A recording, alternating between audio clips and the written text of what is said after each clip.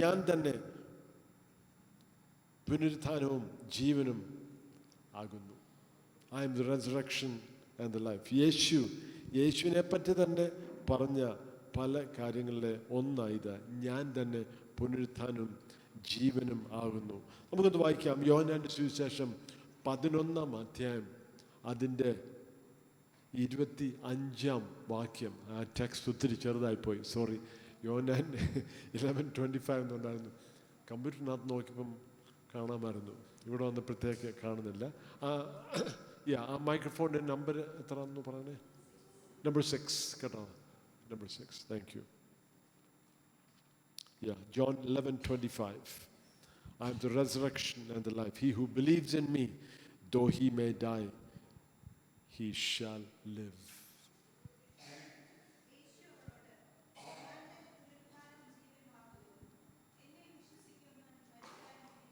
Okay. എന്നിൽ വിശ്വസിക്കുന്നവൻ മരിച്ചാലും ജീവിക്കും.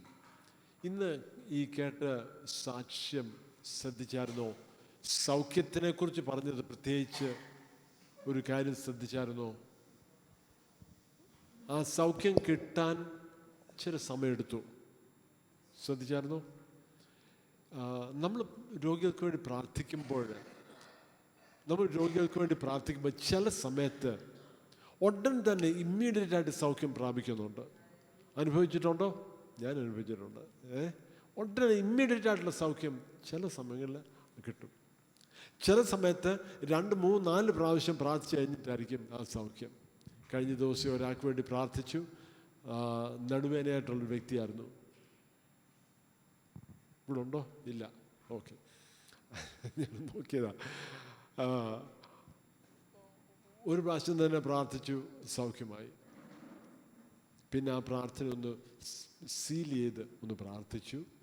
ദുഷ്ടൻ അനാവശ്യമായിട്ട് ചിന്തകൾ കൊണ്ടുവന്ന് അത് മോഷ്ടിച്ചുകൊണ്ട് പോകാതിരിക്കാൻ വേണ്ടി. രണ്ടാമത്, ചില വ്യക്തികൾക്ക് വേണ്ടി 2-3 പ്രാവശ്യം പ്രാർത്ഥിച്ച് കഴിയുമ്പോഴായിരിക്കും ആ സൗഖ്യം ഗ്രാജുവലായിട്ട് വരുന്നത്. എന്ന് പറഞ്ഞാൽ അവരുടെ അനുഭവം, അവരുടെ വേദന ഗ്രാജുവലായിട്ട് കുറഞ്ഞ് സ്റ്റെപ്പ് ബൈ സ്റ്റെപ്പ്. ചില വ്യക്തികൾ ചിലപ്പം ആഴ്ചകളും മാസങ്ങളും എടുക്കും. എൻ്റെ നടുവേദന കാര്യം അറിയാമല്ലോ, അത് ചില വർഷങ്ങളെടുത്തു. അതെന്തുകൊണ്ടാണെന്നുള്ളതിൻ്റെ പൂർണ്ണമായിട്ട് നമുക്കെല്ലാം അറിയത്തില്ല. എന്തുകൊണ്ട് താമസം വരുന്നു എന്നുള്ളത് നമുക്ക് പൂർണ്ണമായിട്ട് അറിയത്തില്ല. എന്നാലും ഒരു ഇൻഡിക്കേഷൻ ഞാൻ മനസ്സിലാക്കുന്നത്, ചില കാര്യങ്ങൾ ദൈവം നമ്മളെ പഠിപ്പിക്കാനാണ്. ഇപ്പോൾ ഒരു അധ്യായം പറഞ്ഞിട്ട് ആ അധ്യായത്തിൽ തന്നെ കുറേ പ്രാവശ്യം വായിച്ച് ദൈവത്തോട് ചോദിച്ചപ്പോൾ ദൈവം പറഞ്ഞു, ഇതിനകത്ത് ചില സത്യങ്ങൾ ഇതിൻ്റെ ഉള്ളിലോട്ട് കയറാനുണ്ട്. ചിലപ്പോൾ ദൈവം നമ്മളെ ചില കാര്യങ്ങൾ പഠിപ്പിക്കാനുണ്ട്. ദൈവം നമ്മുടെ ജീവിതത്തിൽ ചില കാര്യങ്ങൾ പണിതെടുക്കാനുണ്ട്. ചിലപ്പം എൻ്റെ മനസ്സിലുള്ള ചില ചിന്തകളെ മാറ്റിയെടുക്കാനായിരിക്കാം. ചിലപ്പം ലോകത്തിൽ നിന്ന് കിട്ടിയിട്ടുള്ള ചില മനോഭാവങ്ങളും ചില ചിന്തകളും അതൊക്കെ മാറ്റിയെടുക്കാൻ വചനത്തിൽ എത്ര വായിച്ചാലും അങ്ങോട്ട് കയറാൻ ഇച്ചിരി പാടാണ്. ഇവിടെ ഇച്ചിരി കട്ടി കൂടുതലായിരിക്കാം അല്ലേ? അങ്ങോട്ട് കയറാൻ ഇച്ചിരി പാടാണ്. പലപ്പോഴും നമുക്കത് നമ്മളെല്ലാവരും അനുഭവിക്കുന്നതാണ് അല്ലേ? ഓരോ രീതിയിലും.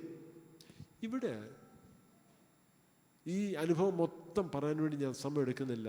ലാസറിനെ ഉയർപ്പിച്ച സമയമാണ്. യേശുവിന് എപ്പോഴേ മെസ്സേജ് കിട്ടിയായിരുന്നു, നിങ്ങൾ സ്നേഹിക്കുന്ന ലാസർ ദീനമായി കിടക്കുന്നു, മരണത്തിൻ്റെ അവസ്ഥയിലാണ് എന്ന് മനസ്സിലായി. യേശു എന്ത് ചെയ്തു? പോയില്ല, അവിടെ വെയിറ്റ് ചെയ്തു. മനഃപൂർവ്വം വെയിറ്റ് ചെയ്ത് ചില ദിവസങ്ങൾ കഴിഞ്ഞു. മരിച്ചു എന്ന് മനസ്സിലായപ്പോൾ യേശു പറഞ്ഞു, എന്നാൽ നമുക്ക് പോകാം. ശിഷ്യന്മാരോട് പറഞ്ഞു. യേശുവും ശിഷ്യന്മാരും ഒരുമിച്ച് ചെന്നപ്പോൾ മരിച്ച് അടക്കി 4 ദിവസം കഴിഞ്ഞിട്ടാണ് അവിടെ ചെല്ലുന്നത്. പല അനുഭവങ്ങളുണ്ട്. മരിക്കുമ്പോൾ അന്ന് സാധാരണ ഈ മോർച്ചറി വയ്ക്കുന്ന പരിപാടി ഒന്നുമില്ല അല്ലേ? അന്ന് തന്നെ കൊണ്ടടക്കുക. പല സന്ദർഭങ്ങളിൽ മരണം നടന്ന് അത് കഴിഞ്ഞിട്ട് അടക്കാൻ കൊണ്ടുപോകുന്ന സമയത്ത് തന്നെ യേശു മരിച്ചവരെ ഉയർപ്പിച്ചിട്ടുണ്ട്. നമുക്ക് വേണേൽ പറയാം, ചിലപ്പോൾ ആ വ്യക്തി പൂർണ്ണമായിട്ടും മരിച്ചു കാണത്തില്ല, അല്ലെങ്കിൽ ആ വ്യക്തി റിസസിറ്റേറ്റ് എഴുതുക, അല്ലെങ്കിൽ ആ വ്യക്തിയെ തിരിച്ച് ജീവനിലേക്ക് കൊണ്ടുവന്നതായിരിക്കാം, അല്ലെങ്കിൽ എന്തെങ്കിലും പല പല സംശയങ്ങൾ നമ്മുടെ ജീവിതത്തിൽ വരാം. യഥാർത്ഥമായിട്ട് മരിച്ചു കാണത്തില്ല, പൂർണ്ണമായിട്ട് മരിച്ചതായിരിക്കത്തില്ല എന്നൊക്കെ ചിന്ത വരാം. എന്നാലും മരിച്ച് അടക്കി 4 ദിവസമായി. യേശു കല്ലറയുടെ അടുത്ത് ചെന്നു. അന്നത്തെ കല്ലറ ഒരു ഗുഹ പോലായിരുന്നു. ആ ഗുഹയുടെ മുന്നിൽ ഒരു പാറ വെച്ച് അടച്ചേക്കുമായിരുന്നു. യേശു കല്ലറയുടെ അടുത്തോട്ട് ചെന്നിട്ട് ഉടനെ പറഞ്ഞു, ആ കല്ല് മാറ്റാൻ പറഞ്ഞു.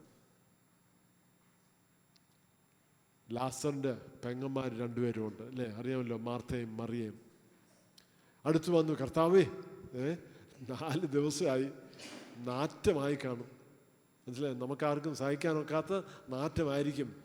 അവർ സ്നേഹിച്ച സഹോദരനെക്കുറിച്ചാണ് പറയുന്നത്. എന്നാലും 4 ദിവസമായി, മരിച്ചു കഴിഞ്ഞിട്ട് 4 ദിവസം ആകുമ്പോഴത്തേക്ക് നെറ്റിലൊന്ന് അടിച്ചു നോക്കിയാൽ മതി. 4 ദിവസം കഴിഞ്ഞ് അടക്കം കഴിയുമ്പോൾ ശരീരത്തിൽ സംഭവിക്കുന്ന കാര്യങ്ങൾ. അന്ന് ഈ ഈജിപ്തുകാർ മിസ്രൈമിയർ ചെയ്യുന്ന പോലുള്ള എംബാമിങ് ഒന്നും ചെയ്യുന്നില്ല. അതുപോലെ കൊണ്ടങ്ങ് അടക്കുക. ചില നല്ല മണമുള്ള എന്തെങ്കിലുമൊക്കെ തൈലമൊക്കെ പൂശിയിട്ട് കൊണ്ടങ്ങ് അടക്കുക, അതേ ഉള്ളൂ. ഉടനെ തന്നെ നാറ്റമൊന്നും വരാതിരിക്കാൻ വേണ്ടി കൊണ്ടടക്കുക. ഇത്രയൊക്കെ ഉള്ളൂ നമ്മുടെ ശരീരം കേട്ടോ. നമ്മൾ വലിയ കാര്യമായിട്ട് കൊണ്ടുവന്നാലും ആ ജീവൻ, നമുക്ക് നമ്മുടെ ഉള്ളിലുള്ള ആ ജീവൻ പോയി കഴിയുമ്പോഴത്തേക്ക് തീർന്നു. അത്രേ ഉള്ളൂ നമ്മൾ. എന്നാലും അപ്പോഴെന്തെങ്കിലുമൊക്കെ ചില നല്ല മണമുള്ള എന്തെങ്കിലുമൊക്കെ പൂശിയിട്ട് ഉടനെ തന്നെ കൊണ്ട് അടക്കുക ചെയ്യുന്നത്. അപ്പോൾ ഇത് 4 ദിവസം കഴിഞ്ഞു. യഥാർത്ഥമായിട്ട് ഷുവറായിട്ട് അറിയാം മരണം കഴിഞ്ഞു. എന്നാലും യേശുവിടെ പറഞ്ഞ് ആ വാക്ക് ശ്രദ്ധിച്ചോണേ, ഞാൻ തന്നെ പുനരുത്ഥാനവും ജീവനുമാകുന്നു. എനിക്ക് മരിച്ചവരെ ഉയർപ്പിക്കാമെന്നോ ജീവൻ കൊടുക്കാമെന്നോ അല്ല ഇവിടെ പറയുന്നത്.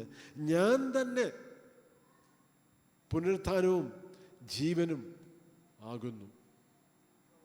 പിന്നെ ഇത് ശ്രദ്ധിച്ചോ, എന്നിൽ വിശ്വസിക്കുന്നവൻ.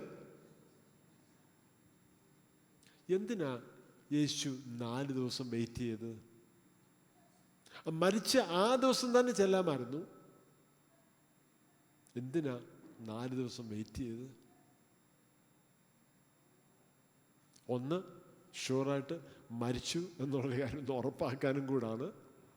ആരുടെ മനസ്സിൽ സംശയം വരണ്ട.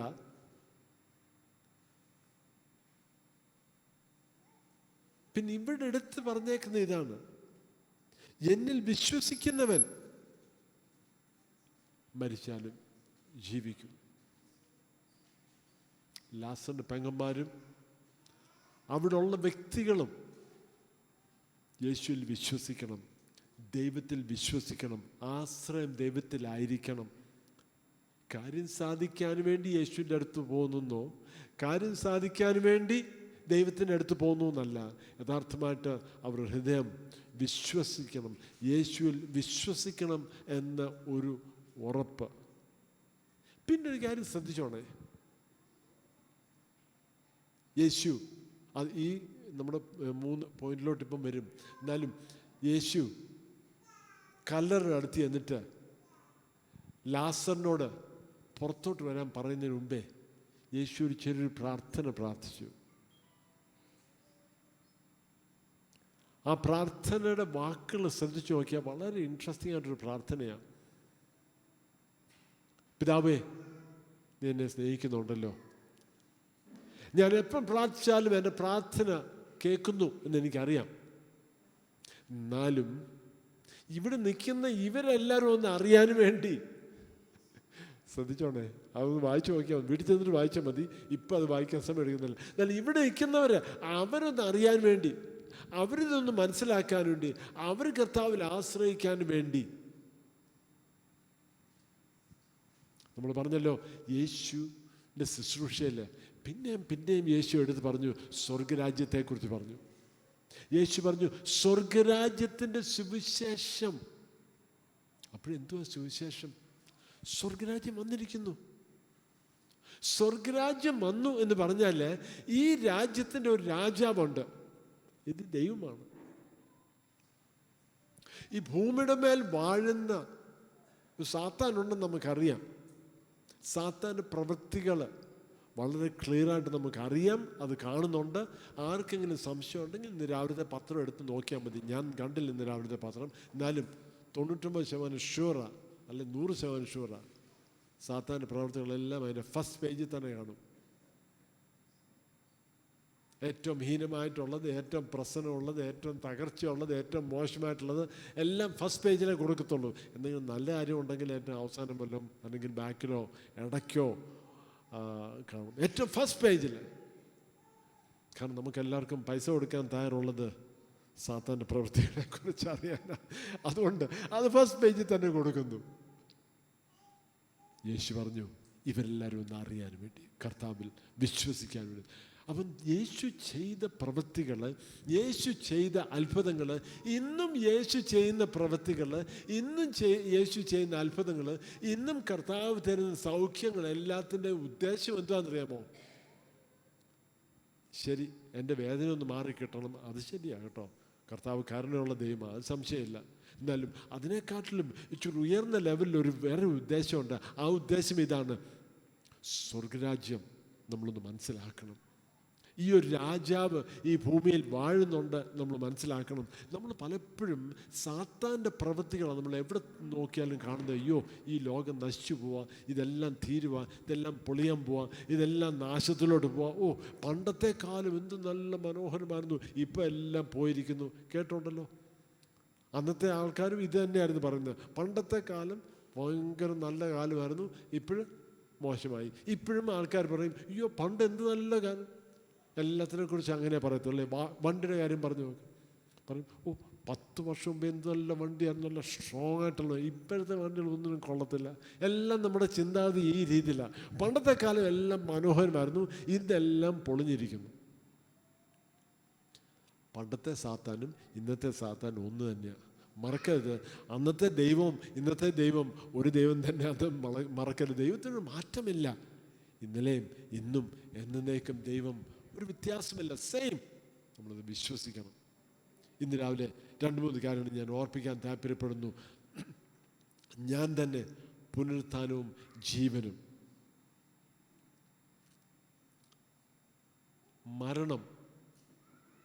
മരണത്തെക്കുറിച്ച് ചിന്തിക്കുമ്പോൾ എന്തുവാണ് നമ്മുടെ മനസ്സിൽ വരുന്നത്? ഒരു നിമിഷം ഒന്ന് ചിന്തിക്കാമോ? മരണം.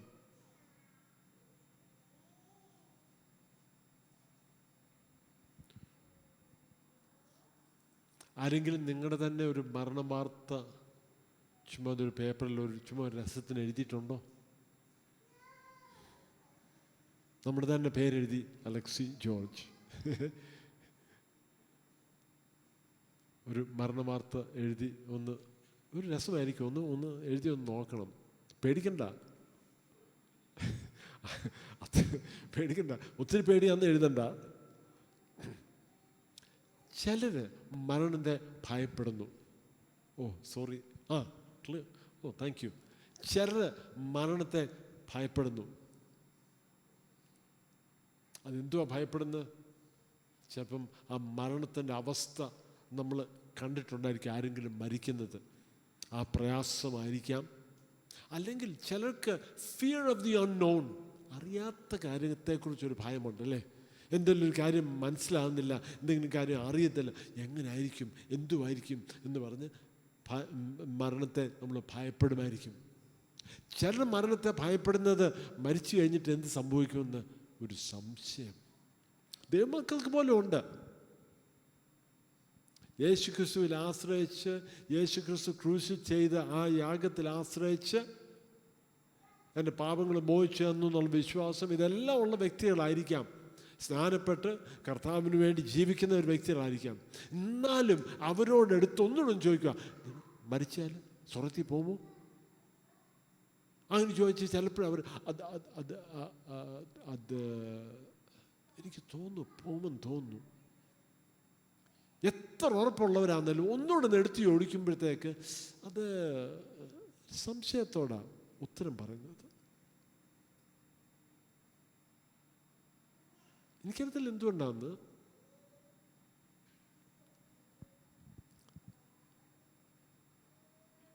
ബൈബിൾ സ്കൂളിൽ പഠിക്കുന്ന സ്റ്റുഡൻസിനോടും ചോദിച്ചിട്ടുണ്ട്, യഥാർത്ഥമായിട്ട് സ്വർഗ്ഗത്തിൽ പോകുമ്പോൾ ഇന്ന് മരിച്ചാൽ സ്വർഗ്ഗത്തിൽ പോകും? അപ്പോൾ ഒരു ചിന്ത, ഒരു അഭിപ്രായം പറയും, അത് ഞാൻ എല്ലാം ശരിയായിട്ട് ജീവിക്കുവാണെങ്കിൽ, എല്ലാം ഓക്കെ ആണെങ്കിൽ, അതെവിടെ ബൈബിളിൽ പറഞ്ഞേക്കുന്നത്? ബൈബിളിൽ പറഞ്ഞേക്കുന്നത് സ്വർഗ്ഗത്തിൽ പോകുന്നത് യേശു ക്രിസ്തു ക്രൂശ് ചെയ്ത് മുഖാന്തരം, യേശുവിൻ്റെ പ്രവൃത്തി മുഖാന്തരമാണെന്ന് പറയുന്നു, നമ്മുടെ പ്രവൃത്തിയല്ല. എന്നിട്ട് നമുക്ക് അങ്ങോട്ട് ഉൾക്കൊള്ളാൻ ഒക്കുന്നില്ല. വചനത്തിലല്ലാത്ത ഏതോ കുറേ കാര്യങ്ങൾ നമ്മൾ കേട്ട് മനസ്സിലാക്കി അത് വിശ്വസിച്ചു, വചനം മാറ്റിവെച്ചു.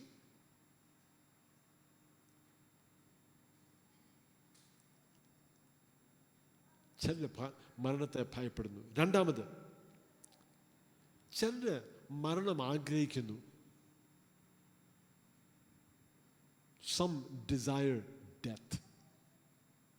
എങ്ങനെയെങ്കിലും ഈ ജീവിതം അങ്ങ് അവസാനിപ്പിച്ചാൽ മതി.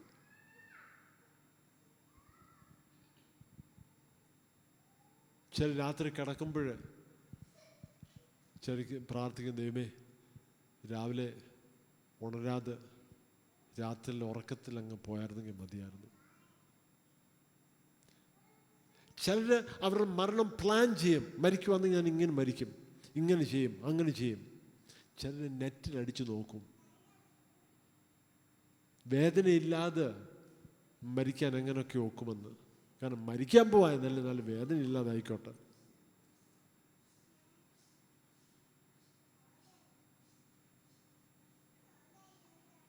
ദൈവമക്കളെ, ദൈവസാന്നിധ്യം നമ്മുടെ മധ്യമുണ്ട്. നമ്മൾ യഥാർത്ഥമായിട്ട് യേശു പറഞ്ഞ പോലെ ഇവര് അങ്ങിൽ വിശ്വസിക്കാൻ, പിതാവിലുള്ള വിശ്വാസം, പിതാവിലുള്ള ആശ്രയം. ചിലർ പറയും, എൻ്റെ ജീവിതം ഇങ്ങനായിപ്പോയി, ഇനി ജീവിച്ചിട്ട് കാര്യമില്ല, ഞാൻ പ്രതീക്ഷിച്ച പോലൊന്നുമല്ല, ഞാൻ ആഗ്രഹിച്ച പോലല്ല എൻ്റെ ജീവിതം. എൻ്റെ മനസ്സിൽ ഒത്തിരി സ്വപ്നങ്ങളുണ്ടായിരുന്നു, പ്ലാൻ ഉണ്ടായിരുന്നു, എൻ്റെ മനസ്സിൽ ഒത്തിരി ചിന്തകളുണ്ടായിരുന്നു. ഇങ്ങനെ ആയിത്തീരും, ഇന്നത് പഠിക്കണം, ഇങ്ങനെ ചെയ്യണം, ഇങ്ങനെയൊക്കെ ജീവിതം ആയിത്തീരും. അല്ലെങ്കിൽ ഇന്നാട് ജീവിതം പോലെ ഇവരുടെ കൂട്ടായിത്തീരണം, അവരുടെ കൂട്ടായിത്തീരണം. അല്ലെങ്കിൽ ഇന്ന വ്യക്തികളെക്കാട്ടിലും വ്യത്യസ്തമായിട്ടായിരിക്കണം, അല്ലെങ്കിൽ ഇന്ന വ്യക്തികളെക്കാട്ടിലും ഉയർന്ന ലെവലിലായിരിക്കണം എന്നൊക്കെ ആഗ്രഹിച്ചതാ. എന്നാലും ചിന്തിച്ച പോലല്ല, ആഗ്രഹിച്ചതുപോലല്ല ജീവിതം. ഇനി ജീവിച്ചിട്ട് കാര്യമില്ല. മൂന്നാമത്,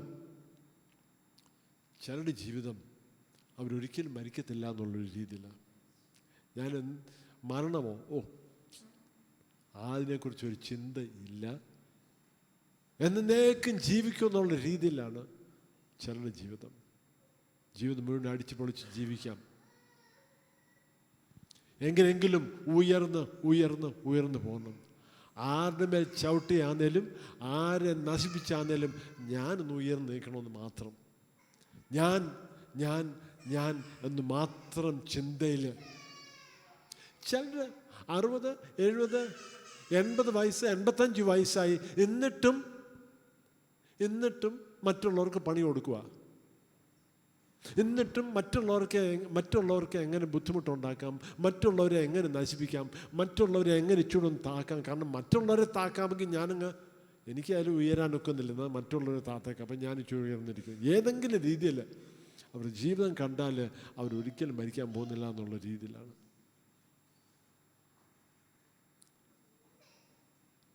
യേശു ആ മനുഷ്യനോടൊരു ചോദ്യം ചോദിച്ചു, ഓർക്കുന്നോ?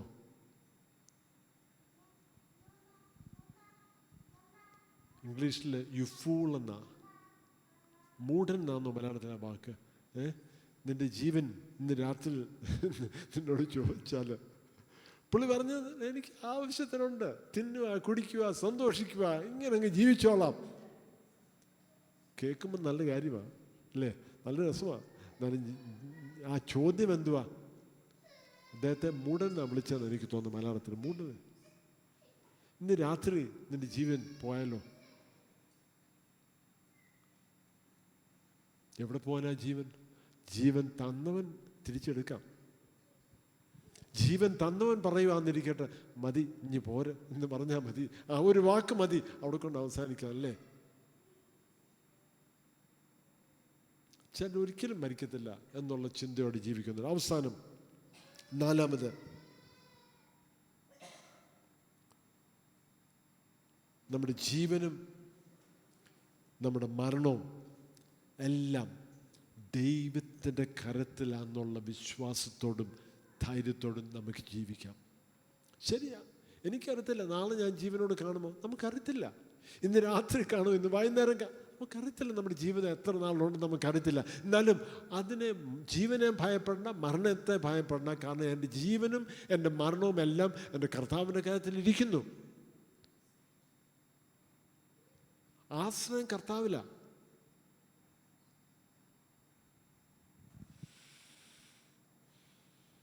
അപ്പം ഇന്ന് 4 കാര്യങ്ങൾ പറയാൻ താല്പര്യപ്പെടുന്നു. ഈ 3 കാര്യങ്ങൾ പറയാൻ താല്പര്യം. ഈ 4 കാര്യങ്ങളല്ല, എന്നാലും 3 കാര്യങ്ങൾ. ഒന്ന്, Jesus raises the dead back to life.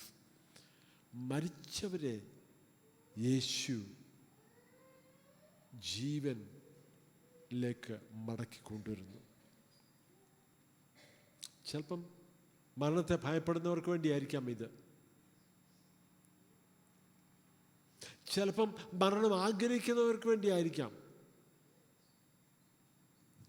ഞാനിപ്പോഴും വിശ്വസിക്കുന്നു, യഥാർത്ഥമായിട്ട് മരിച്ച ഒരു വ്യക്തി 4 ദിവസമോ 5 ദിവസമോ എത്ര ആണെങ്കിലും മരിച്ച ഒരു വ്യക്തിയെ കർത്താവിന് ഉയർപ്പിക്കാം എന്നുള്ള എനിക്കൊരു വിശ്വാസമുണ്ട്.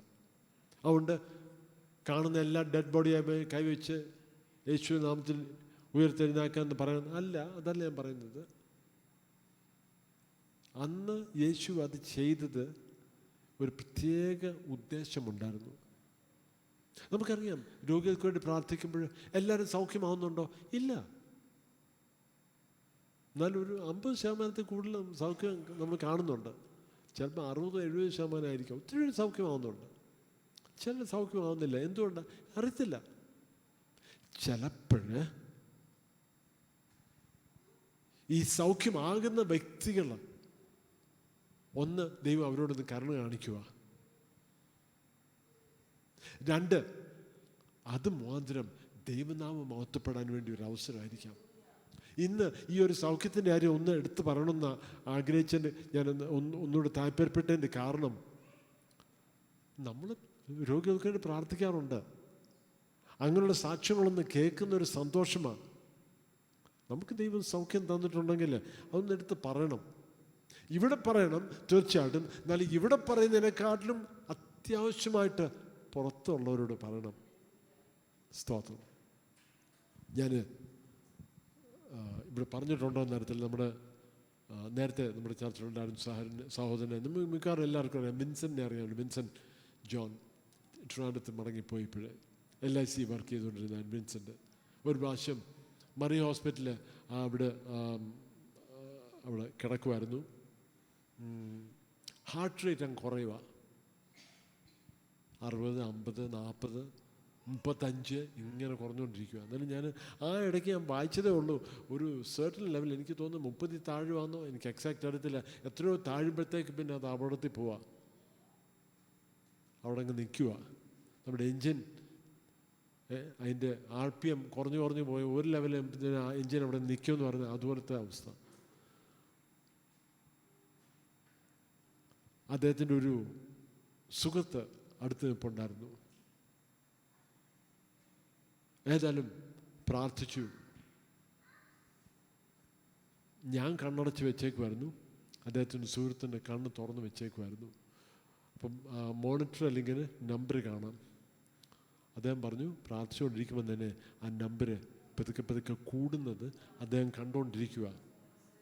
പിന്നീട് വിൻസെൻ്റ് എന്നോട് പറഞ്ഞു, ഈ പുള്ളി ഒരു നിരീശ്വരവാദിയാണ്, ദൈവമില്ല എന്ന് പറയുന്ന ഒരു വ്യക്തിയാണ്.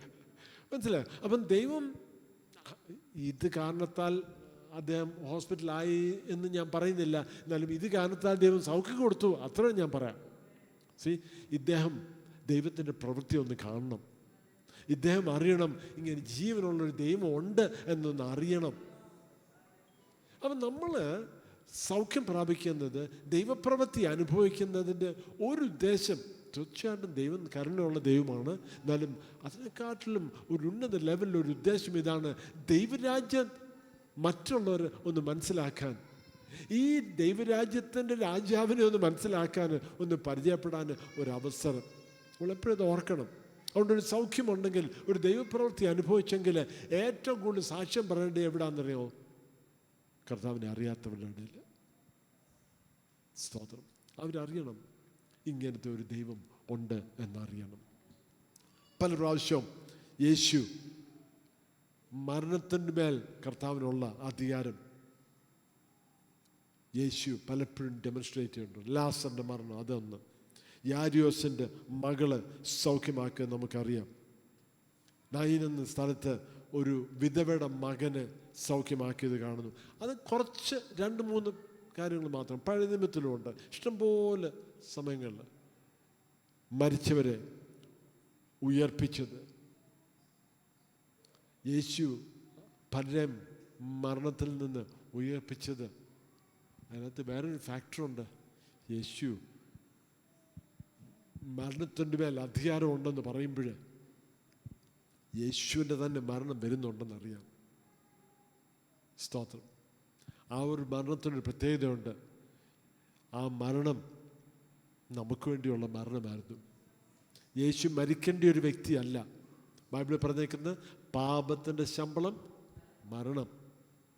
യേശു എന്ത് പാപം ചെയ്തിട്ടാ? പാപം ഇല്ലാത്ത ഒരു വ്യക്തി മാത്രമേ ഉള്ളൂ. മരണത്തിന് യോഗ്യതയില്ലാത്ത ഒരു വ്യക്തിയേ ഉള്ളൂ. നമ്മളെല്ലാവരും മരണത്തിന് യോഗ്യതയുള്ളവരാണ്. എന്നാലും മരണത്തിന് യോഗ്യതയില്ലാത്ത ഒരു വ്യക്തി യേശു മാത്രമേ ഉള്ളൂ. എന്നാലും യേശുവിൻ്റെ മരണം നമുക്ക് വേണ്ടി മരിച്ചു. ആ മരണം വരുന്നുണ്ട്. എന്നാലും ആ മരണത്തിൻ്റെ മേലും യേശുവിൻ്റെ മരണത്തിൻ്റെ മേലും അധികാരം യേശുവിന് തന്നെ ഉണ്ട്. അപ്പം ഇന്ന് യേശു മരിച്ചവരെ ഉയർപ്പിക്കുമോ? തീർച്ചയായിട്ടും ഉയർപ്പിക്കും. പലയിടത്തും അത് നടക്കുന്നുണ്ട്. എന്നാലും നമ്മളറിയാം, അന്നത്തെ കാലത്ത് എല്ലാവരും ഒന്നും ഉയർപ്പിച്ചില്ല. ആരോ പറഞ്ഞു, യേശു ലാസറിൻ്റെ കല്ലറയുടെ മുമ്പിൽ ചെന്നിട്ട് ലാസർ എന്നുള്ള പേര് വിളിച്ചില്ലെങ്കിൽ, പുറത്തോട്ട് വരിക എന്ന് മാത്രം പറഞ്ഞായിരുന്നെങ്കിൽ അന്ന് പുറമോട്ട് ആദം വരെയുള്ള മരിച്ചവരെല്ലാവരും ഉയർത്തെഴുന്നേറ്റ് വന്നേനെ എന്ന് ഒരു വാക്ക് ആരോ പറഞ്ഞതായിട്ട് ഞാൻ കേട്ടിട്ടുണ്ട്. എനിക്കറിയത്തില്ല അങ്ങനെ നടക്കുമായിരുന്നോ ഇല്ലയോ. എന്നാലും അതിനെല്ലാത്തിനും ഉള്ള കഴിവും ശക്തിയും ഉണ്ട്. കർത്താവിന് നമുക്കൊരു വിശ്വാസമുണ്ട്, തീർച്ചയായിട്ടും ഉണ്ട്. സ്തോത്രം. ഓരോ അത്ഭുതങ്ങളും ഓരോ സൗഖ്യവും നമ്മൾ അനുഭവിക്കുന്നത്, അല്ലെങ്കിൽ നമ്മൾ മറ്റുള്ളവർക്ക് വേണ്ടി പ്രാർത്ഥിച്ച് അനുഭവിക്കുന്നത്, ഇതെല്ലാം എടുത്ത് കാണിക്കുന്ന ഇതാണ്. സാത്താൻ ഈ ഭൂമിയിൽ വാഴുന്നെങ്കിലും ദൈവരാജ്യം വന്നിട്ടുണ്ട്. ആ ദൈവരാജ്യം എൻ്റെ ജീവിതത്തിൽ, ആ ദൈവരാജ്യം നമ്മുടെ ജീവിതത്തിൽ നമ്മൾ അനുഭവിക്കുന്നു. എന്നാലും ഏത് വേദനയാണെങ്കിലും, ഏത് തകർച്ചയാണെങ്കിലും, ഏത് അസുഖമാണെങ്കിലും, ഏത് പ്രയാസത്തിലാണെങ്കിലും, ഏത് അനുഭവത്തിലാണെങ്കിലും നമ്മൾ പറയുക, അയ്യോ ഒന്ന് മരിച്ചാൽ മതി എന്ന് പറയുന്ന അവസ്ഥയാണെങ്കിലും നമ്മൾ മറക്കരുത് ഒരു രാജാവ് വാഴുന്നുണ്ട്. സ്തോത്രം. ചിലപ്പോൾ നമ്മുടെ ആ ബലഹീനതയിൽ, ചിലപ്പോൾ നമ്മുടെ ആ വേദനയിൽ, തകർച്ചയിൽ മരണത്തെ ആഗ്രഹിക്കുമായിരിക്കാം. മരിച്ചാൽ മതി എന്നൊക്കെ ചിന്തിക്കുമായിരിക്കാം. ഭയപ്പെടണ്ട, കർത്താവ് ഒഫൻഡൊന്നും ആകുന്നില്ല. എന്നാലും നമ്മൾ ഓർക്കണം, രാജാവ് ജീവിക്കുന്നു. സ്തോത്രം. ചിലപ്പം മറ്റുള്ളവർ നമ്മളെ ഒതുക്കാൻ, മറ്റുള്ളവർ നമ്മളെ തകർക്കാൻ, മറ്റുള്ളവർ നമ്മുടെ നാശം ആഗ്രഹിച്ച് പ്രവർത്തിക്കുന്നവർ കാണും. അല്ലെങ്കിൽ നമ്മുടെ ചുറ്റുമുള്ളവരെല്ലാവരും നമ്മളെ എങ്ങനെയെങ്കിലും ഉപദ്രവിക്കാൻ വേണ്ടിയുള്ള ശ്രമമായിരിക്കാം. വല്ലാത്ത ഉപദ്രവം അനുഭവിക്കുന്ന ഒരു വ്യക്തിയായിരിക്കാം. എന്നാലും പ്രതികരിക്കേണ്ട ആവശ്യമില്ല, കോപിക്കേണ്ട ആവശ്യമില്ല, തിരിച്ച് ഒന്നും ചെയ്യേണ്ട ആവശ്യമില്ല. നമ്മൾ സാധാരണ പറയും തിരിച്ച് ആദ്യം മടങ്ങി കൊടുക്കണം, അതിൻ്റെ ഒന്നും ആവശ്യമില്ല. അല്ലെങ്കിൽ പിന്നീട് നമ്മൾ ചിന്തിക്കും, അയ്യോ ഞാൻ 2 വാക്ക് പറയേണ്ടതായിരുന്നു, ഞാൻ ഇങ്ങനെ പറയേണ്ടതായിരുന്നു. അല്ലെങ്കിൽ മറ്റുള്ളവരോട് നമ്മളോട് പറയും, ഇങ്ങനെ പറയണമായിരുന്നു, അങ്ങനെ പറയണമായിരുന്നു. സാരമില്ല, ഒന്നും പറയണ്ട, ഒന്നും ചെയ്യേണ്ട ആവശ്യമില്ല. ദൈവസന്നിധിയിൽ പോവാ, കർത്താവേ എന്ത് ചെയ്യണമെന്ന് എനിക്കറിയത്തില്ല, എൻ്റെ അവസ്ഥ ഇങ്ങനെ എന്ന് മാത്രം പറഞ്ഞാൽ മതി. മറക്കരുത്, ഒരു രാജാവ് ജീവിക്കുന്നു. ഈ ദൈവരാജ്യത്തിൻ്റെ രാജാവ് ഇന്നും ജീവിക്കുന്നു എന്ന് നമ്മൾ മറക്കണ്ട. സ്തോത്രം. ചിലപ്പോൾ ദൈവത്തിൻ്റെ പ്രവൃത്തി ഇന്നായിരിക്കത്തില്ല, ചിലപ്പോൾ നാളെ ആയിരിക്കും, ചിലപ്പോൾ ഒരാഴ്ച, ഒരു വർഷം കഴിഞ്ഞിട്ടായിരിക്കാം ദൈവത്തിൻ്റെ പ്രവൃത്തി കാണും. ആ നീതി നമ്മൾ കാണും. രണ്ടാമത്, യേശു നിത്യജീവൻ തരുന്നു. മരണം കഴിഞ്ഞിട്ട് യേശു നിത്യജീവൻ തരുന്നു. ആക്ച്വലി ബൈബിളിൽ പറഞ്ഞേക്കുന്നത് ഇപ്പോഴേ നിത്യജീവൻ ആരംഭിച്ചു. നമ്മൾ നിത്യജീവൻ അവകാശികളാണ്.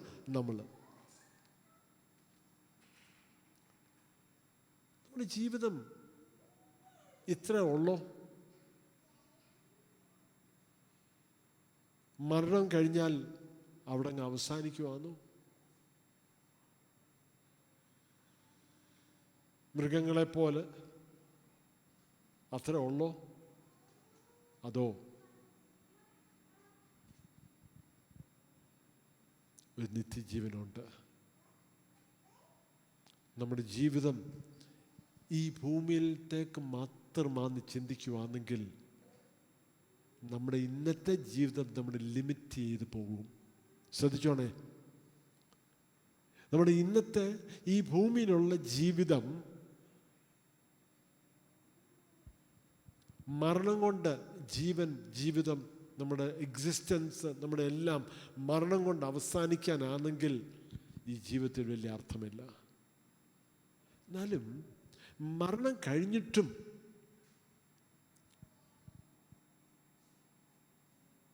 ഒരു നിത്യജീവനുണ്ട്, ഒരു പുനരുത്ഥാനമുണ്ട്. എന്നേക്കും ഞാൻ ജീവിക്കും. ദൈവത്തിന് എന്നെക്കുറിച്ച് നിത്യതയിൽ ഏതോ പ്ലാനൊക്കെ ഉണ്ട്. അതെന്തുവാന്നുള്ളത് ക്ലിയറായിട്ട് അറിയത്തില്ല. വചനത്തിൽ നമുക്കെല്ലാം പറഞ്ഞിട്ടില്ല. നമുക്ക് ചിലപ്പോൾ മനസ്സിലാക്കാൻ പോലുള്ള കഴിവ് കാണത്തില്ല നമ്മുടെ ബ്രെയിനിന്. അതുകൊണ്ടായിരിക്കാം മനസ്സിലാകാനൊക്കെ അത്ര മാത്രം നമ്മുടെ കർത്താവിൻ്റെ കൂടെ ആയിരിക്കുമെന്ന് മാത്രം അറിയാം. അതിനപ്പുറം ഒത്തിരി ഒന്നും ഡീറ്റെയിൽ നമുക്ക് തന്നിട്ടില്ല. എന്നാലും എൻ്റെ ജീവിതം, എൻ്റെ അനുഭവങ്ങളൊക്കെയും ഇവിടെ കൊണ്ട് അവസാനിക്കാനല്ല, ഒരു നിത്യജീവനുണ്ട്. അതിനു വേണ്ടിയുള്ള പ്രിപ്പറേഷനാണ് ഇത്. സ്തോത്രം.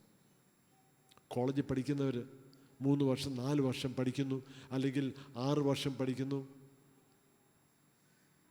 അല്ലെങ്കിൽ ചിലർ 8, 10, 12 വർഷങ്ങൾ പഠിക്കുന്നവരുണ്ട്. ചിലരിപ്പോഴും പഠിച്ചുകൊണ്ടിരിക്കുന്നു. ഇതിൻ്റെ ഉദ്ദേശം എന്തുവാ? അത്രേ ഉള്ളോ? അവിടെ കൊണ്ട് അവസാനിക്കാനല്ല അല്ലേ? അവരുടെ മനസ്സിൽ ചിന്തയുണ്ട്. ഈ 4 വർഷം 6 വർഷം 8, 10 വർഷം കഴിഞ്ഞിട്ട് ഇനിയും കിടക്കുന്നു. 10, 20, 30, 40, 50 വർഷം ജീവനുണ്ട്. 60 വർഷം ഇനിയും ജീവിക്കാനുണ്ട്. അത്ര നാളും ഞാനീ പഠിച്ച കാര്യങ്ങൾ എനിക്ക് ഉപയോഗിക്കണം. അനേക വർഷങ്ങൾ എനിക്ക് ജോലി ചെയ്യണം, ഇന്ന പ്രവൃത്തികൾ ചെയ്യണം. ഈ രീതിയിൽ എൻ്റെ ഇന്നത്തെ വിദ്യാഭ്യാസം ഈ രീതിയിൽ ഭാവിയിൽ അത് പ്രയോജനപ്പെടുത്തണം എന്നുള്ള ചിന്ത ഉള്ളതുകൊണ്ടല്ലയോ? അല്ലെങ്കിൽ ഇത്രയും പൈസ മുടക്കി, അല്ലെങ്കിൽ ഇത്രയും കിടന്ന് മെനക്കെട്ട് 4 വർഷം 6 വർഷം ഇത്രയും കിടന്ന് മെനക്കെട്ട്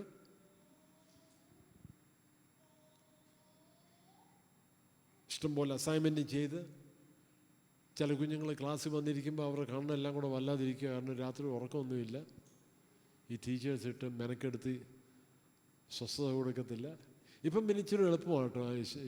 ഇപ്പം അത്രയും കാണുന്നില്ല. കാരണം ChatGPT അത് ഉള്ളതുകൊണ്ട് അത്രയും ഇച്ചിരി സ്വസ്ഥത ഉണ്ടെന്ന് എനിക്ക് തോന്നുന്നു. ഒരു സംശയം. ഇങ്ങനെയുള്ള കുറേ ടീച്ചർമാരുണ്ട്. എന്തോ പറയുക.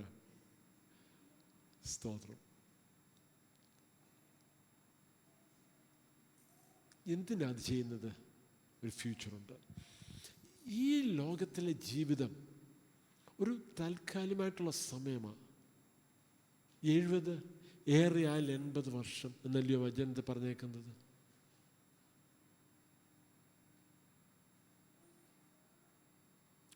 മനുഷ്യൻ്റെ ജീവിതം ഒരു ശ്വാസം അത്രേ. താൽക്കാലികമായിട്ട് ജീവിതമാണ്, പെട്ടെന്ന് പോകും. ചെറുപ്പത്തിൽ നമ്മൾ ചിന്തിക്കും, കിടക്കുന്ന വർഷങ്ങളെ കിടക്കുന്നു ചിന്തിക്കും. സ്തോത്രം. എന്നാൽ അങ്ങനെയല്ല. ഇച്ചിരി നരച്ച മുടിയുള്ളവരോട് ചോദിക്കണം. എനിക്ക് നരച്ച മുടി കുറവാണ്. അവരോട് ചോദിച്ചാൽ അവർ പറയും, വർഷങ്ങൾ മുന്നോട്ട് പോയി കഴിയുമ്പോഴത്തേക്ക് പുറമോട്ട് നോക്കുമ്പോഴത്തേക്ക് പെട്ടെന്ന് പോയി എന്ന് ചിന്തിക്കും. അപ്പോൾ ഈ ജീവിതത്തിൻ്റെ അർത്ഥം എന്തുവാ? വിദ്യാഭ്യാസത്തിൻ്റെ കാര്യം പറഞ്ഞതുപോലെ ഈ 4 വർഷം 6 വർഷം 8 വർഷം 10 വർഷമൊക്കെ പഠിക്കുന്നതിൻ്റെ ഉദ്ദേശം എന്തുവാ? ഇനിയും വരുന്ന വർഷങ്ങൾ പ്രവർത്തിക്കാൻ, ജീവിക്കാൻ, ജോലി ചെയ്യാൻ വർഷങ്ങളുണ്ട് എന്നുള്ളൊരു ചിന്ത. അതേപോലെ നമ്മൾ മറക്കരുത്, നമ്മുടെ ഈ ജീവിതം താൽക്കാലികമായിട്ടുള്ള ലഘു കഷ്ടങ്ങളും പ്രയാസങ്ങളും അനുഭവിച്ച് ഈ ജീവിതം 70 വർഷം, ഏറെയാൽ 80 വർഷം, അല്ലെങ്കിൽ ചിലർക്ക് ബോണസ് കിട്ടുന്ന 85 90 അതിൽ കൂടുതൽ കിട്ടും. ഞങ്ങളുടെ ഒരു അമ്മച്ചി ഇപ്പം 101 ആയിരിക്കുക. ചില ബോണസ് കിട്ടുന്നവരൊക്കെ ഉണ്ട്. ഇതൊക്കെ എന്തിനാ? ഒരു നിത്യജീവനുണ്ട്, ഒരു ഇറ്റേണൽ ലൈഫുണ്ട്. ആ നിത്യജീവന് വേണ്ടിയുള്ള പ്രിപ്പറേഷനാണ് ഇത്. അതിനുവേണ്ടിയുള്ള തയ്യാറെടുപ്പാണ് ഇത്. അതിനുവേണ്ടിയുള്ള ട്രെയിനിങ്ങാണ് ഇത്. ഞാൻ എൻ്റെ ജീവിതത്തിൽ അനുഭവിക്കുന്ന കഷ്ടതയും പ്രയാസവും ചിലപ്പം 1 വർഷം 5 വർഷം 10 വർഷം 20 വർഷം അനുഭവിച്ച കഷ്ടതയായിരിക്കാം. നിത്യതയിൽ ഒരു മഹത്വമേറിയ ശുശ്രൂഷ ദൈവം നമുക്ക് ഒരുക്കിയിട്ടുണ്ട്. എന്തുവാ നമുക്ക് ക്ലിയറായിട്ട് അറിയത്തില്ല. ദൈവത്തിൻ്റെ പല പദ്ധതിയും പ്ലാനും നമ്മളെക്കുറിച്ച് നിത്യതയിലുണ്ട്. നമ്മുടെ ഇന്നത്തെ ജീവിതം വ്യത്യസ്തമായിട്ട് നമ്മൾ കാണണം.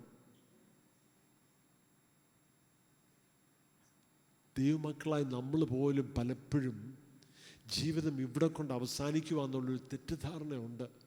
അയ്യോ കർത്താവേ, ഇങ്ങനായിപ്പോയല്ലോ. അയ്യോ കർത്താവേ, എൻ്റെ കഷ്ടകാലം ഇത്രയും നാളായി, ഇതുവരെ ഒരു വിടുതലായല്ലോ, ഇതുവരെ ഒരു വ്യത്യാസമായില്ലല്ലോ എന്നൊക്കെയുള്ള സംസാരങ്ങൾ ഞാനും പറഞ്ഞിട്ടുണ്ട്. അതിൻ്റെ കാരണം നമ്മുടെ മനസ്സിൽ നമ്മളെ തന്നെ ഒന്ന് ഓർപ്പിക്കണം, ഈ ജീവിതം ഇവിടെ കൊണ്ട് അവസാനിക്കാനല്ല, ഇത് കഴിഞ്ഞിട്ടും ഒരു നിത്യജീവനുണ്ട്. ദൈവം എൻ്റെ ഇറ്റേണൽ ലൈഫ് കൊണ്ട് ദൈവത്തിനൊരു പ്ലാനും പദ്ധതിയുമുണ്ട്. അതെനിക്ക് മനസ്സിലാകുന്നില്ല, മനസ്സിലാക്കാനുള്ള കഴിവ് എനിക്കില്ല, എന്നാലും ഉണ്ട് എന്ന് വചനം ക്ലിയറായിട്ട് പറയുന്നു. സ്തോത്രം. മൂന്നാമത്, യേശു നമുക്ക് ജീവിച്ചിരിക്കുമ്പോൾ തന്നെ ജീവൻ തരുന്നു. Jesus gives life while we are alive. പറയൂ, ജീവൻ ഉള്ളപ്പോൾ എന്തോ ജീവൻ തരാണ്? മരിച്ചവരെ പോലെ ജീവിക്കുന്നവരെ അറിയാമോ? ജീവിക്കുമ്പോഴും എപ്പോഴും മരിച്ചു എന്ന് ചിന്തിക്കുന്നവരെ അറിയാമോ?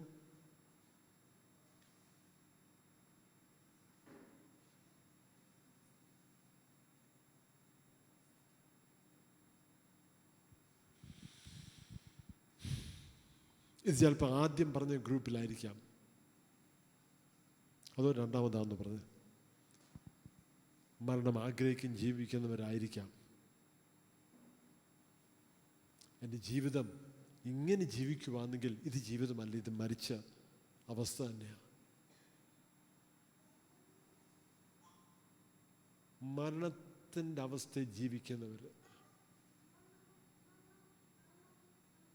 തീർന്നു. ഇനിയും എന്തെങ്കിലും ഈ ശ്വാസം അങ്ങ് നിൽക്കുന്നിടം വരെ ഇങ്ങനെ പോവാ, ഞാനും തീർന്നു. യോഹന്നാന്റെ സുവിശേഷം 10-ാം അധ്യായം ഒന്ന് എടുക്കാമോ? യോഹന്നാന്റെ സുവിശേഷം 10-ാം അധ്യായം, അതിൻ്റെ 10-ാം വാക്യം. ഇതിൻ്റെ മുന്നത്തെ അധ്യായമാണല്ലോ. സാത്താനെ കുറിച്ച് പറയുന്ന വാക്കുകൾ ആരംഭത്തിൽ വായിച്ചോ. കള്ളൻ വരുന്നില്ല, അവർക്ക് ജീവൻ ഉണ്ടാകുവാനും സമൃദ്ധിയായിട്ടുണ്ടാകുവാനും അത്രേ അവൻ വന്നിരിക്കുന്നത്. ഒന്നുകൂടെ വായിക്കാമോ? ഇപ്പം മോഷ്ടിപ്പാനും അറുപ്പാനും മുടിപ്പാനും അല്ലാതെ കള്ളൻ വരുന്നില്ല, അവർക്ക് ജീവൻ ഉണ്ടാകുവാനും സമൃദ്ധിയായിട്ടുണ്ടാകുവാനും അത്രേ ഞാൻ വന്നിരിക്കുന്നത്. ഈ വാക്യം നേരത്തെ നമ്മൾ യേശു പറഞ്ഞ ആ വാക്ക്, ഞാൻ തന്നെ വാതിലാവുന്നു എന്ന് പറഞ്ഞ ആ സമയത്ത് വായിച്ചതാ, അന്ന് പഠിച്ചതാ. സാത്താൻ്റെ പ്രവൃത്തി അല്ലെങ്കിൽ കള്ളൻ വരുന്നത് മോഷ്ടിപ്പാനും അറുപ്പാനും മുടിപ്പാനുമാണ്. കർത്താവ് പറഞ്ഞു ജീവൻ തരാനും സമൃദ്ധിയായ ജീവന് വേണ്ടി കർത്താവ് വന്നിരിക്കുന്നു. ആർക്ക് സമൃദ്ധിയായ ജീവനാ? ജീവിക്കുന്നവർക്ക്. എൻ്റെ ജീവിതം ഇവിടെ അവസാനിച്ചു, ഇത് ജീവിതമല്ല, ഇത് മരണം തന്നെയാ. ഞാൻ എപ്പോഴേ മരിച്ചു, എൻ്റെ ശ്വാസം ഉണ്ടെന്നേ ഉള്ളൂ, എങ്ങനെയെങ്കിലും അവസാനം കുഴിക്കകത്ത് പോകുന്നിടം വരെ ഇങ്ങനെയൊക്കെ തട്ടുമുട്ടി അങ്ങ് പോവാ. അങ്ങനെ ജീവിക്കുന്നവർക്ക് വേണ്ടി ഞാനൊന്ന് പറഞ്ഞോട്ടെ, നമ്മളങ്ങനെ ജീവിക്കേണ്ട ആവശ്യമില്ല. സമൃദ്ധിയായ ജീവൻ, സമൃദ്ധിയായ ജീവിതം, ഒരു പർപ്പസുള്ള ജീവിതം, ഒരു ഉദ്ദേശമുള്ള ജീവിതം, ദൈവത്തിൻ്റെ പ്ലാനും പദ്ധതിയും എൻ്റെ മേലുണ്ട് എന്നുള്ളൊരു ഉറപ്പുള്ള ജീവിതം. ഈ ജീവിതത്തിൽ കഷ്ടത അനുഭവിച്ചാലും 5 വർഷം 10 വർഷം അല്ലെങ്കിൽ 20 വർഷം 50 വർഷം ജീവിതകാലം മുഴുവനും കഷ്ടത അനുഭവിച്ചാലും ദൈവത്തിൻ്റെ പ്ലാനും പദ്ധതിക്കുള്ളിലാണെന്ന് നമുക്കൊരു ഉറപ്പുണ്ടെങ്കിൽ ഒന്നിനും പറ്റി ഭയപ്പെടേണ്ട ആവശ്യമില്ല. കഷ്ടതയുടെ മധ്യേ, പ്രയാസത്തിൻ്റെ മധ്യേ സമൃദ്ധിയായി ജീവൻ, അത് കർത്താവിനെ തരാനൊക്കത്തുള്ളൂ. സ്തോത്രം. അത് കർത്താവിനെ തരാനൊക്കത്തുള്ളൂ. അല്ലെങ്കിൽ നമ്മൾ ചിന്തിക്കുക, ഇനി എൻ്റെ ജീവിതം ഇവിടെ കൊണ്ട് അവസാനിക്കാനെന്ന് മാത്രമാണെങ്കിൽ ഒരർത്ഥമില്ല. എന്നാൽ ഒരു നിത്യജീവനുണ്ട്, ഒരു ഇറ്റേണൽ ലൈഫുണ്ട്. ആ നിത്യജീവനിലും എന്നെക്കൊണ്ട് ദൈവത്തിനൊരു പർപ്പസുണ്ട്, ഒരു പ്ലാനുണ്ട്. എനിക്ക് ജീവൻ തന്ന ദൈവത്തിന് ഒരു പ്ലാനും പദ്ധതി എന്നെക്കൊണ്ടെന്നുള്ളൊരു ഉറപ്പ് നമ്മുടെ ജീവിതത്തിൽ കർത്താവ് തരും. ആരംഭത്തിൽ ഞാൻ 4 കാര്യം പറഞ്ഞല്ലോ. ചിലർ മരണത്തെ ഭയപ്പെടുന്നവരുണ്ട്, നമ്മുടെ മധ്യേ കാണും. മരണത്തെ ഭയപ്പെടുന്നവരുണ്ടായിരിക്കാം. ചിലപ്പം മരണം ആഗ്രഹിക്കുന്നുണ്ടായിരിക്കാം. ചിലപ്പോൾ നമ്മൾ ചിന്തിക്കുന്ന മരണം എന്നൊരു സംഭവം വരത്തേ ഇല്ല, നമ്മുടെ ജീവിതം എപ്പോഴും ഇങ്ങനെ അങ്ങ് പോകുമെന്നുള്ളൊരു തെറ്റിദ്ധാരണയിലായിരിക്കാം നമ്മൾ. അല്ലെങ്കിൽ നമുക്ക് മനസ്സിലാക്കാം, ജീവനും മരണവും നിത്യജീവനും എല്ലാം എൻ്റെ കർത്താവിൻ്റെ കരുത്തിലാണ്. എൻ്റെ ജീവിതത്തിലെ എല്ലാ കാര്യങ്ങളും ഞാൻ മനസ്സിലാക്കണമെന്നില്ല, മനസ്സിലാക്കാനുള്ള കഴിവില്ല എനിക്ക്. കഴിഞ്ഞ 2 വർഷം 10 വർഷം 20 വർഷം 50 വർഷം അല്ലെങ്കിൽ എൻ്റെ ജീവിതകാലം മുഴുവനും അനുഭവിച്ച കാര്യങ്ങൾ എനിക്കെല്ലാം മനസ്സിലാക്കാനുള്ള കഴിവില്ല. എന്നാലും അതെല്ലാത്തിൻ്റെ മേലും വാഴുന്ന ഒരു കർത്താവുണ്ട്. എനിക്കൊരു നിത്യജീവനുണ്ട്. ആ നിത്യജീവനും ഇതെല്ലാത്തിൻ്റെയും അർത്ഥം മറ്റുള്ളവർ പറയുന്ന അർത്ഥമല്ല, ഞാൻ ചിന്തിക്കുന്ന അർത്ഥമല്ല, എനിക്ക് തോന്നുന്ന, എൻ്റെ വികാരത്തിൽ എനിക്ക് തോന്നുന്ന അർത്ഥമൊന്നുമല്ല, ദൈവം കൊടുക്കുന്ന അർത്ഥമാണ്. നമുക്കൊരു നിമിഷം എഴുന്നേറ്റേക്കാം, നമുക്കൊന്ന് പ്രാർത്ഥിക്കാം. സ്തോത്രം. കർത്താവിൻ്റെ കാര്യത്തിൽ നമ്മുടെ ജീവൻ ഒന്ന് കൊടുക്കാമോ? നമ്മുടെ ജീവിതം ഒന്ന് കൊടുക്കാമോ? നമ്മുടെ ഭാവി ഒന്ന് കൊടുക്കാമോ? നമ്മുടെ കുടുംബത്തെ ഒന്ന് കൊടുക്കാമോ? എൻ്റെ ജീവിതം ഇങ്ങനെ ആവുമെന്നല്ല, സാരമില്ല, ദൈവകാലം ഒന്ന് കൊടുക്കാം. ഒരു നിമിഷം ശാന്തമായിട്ട്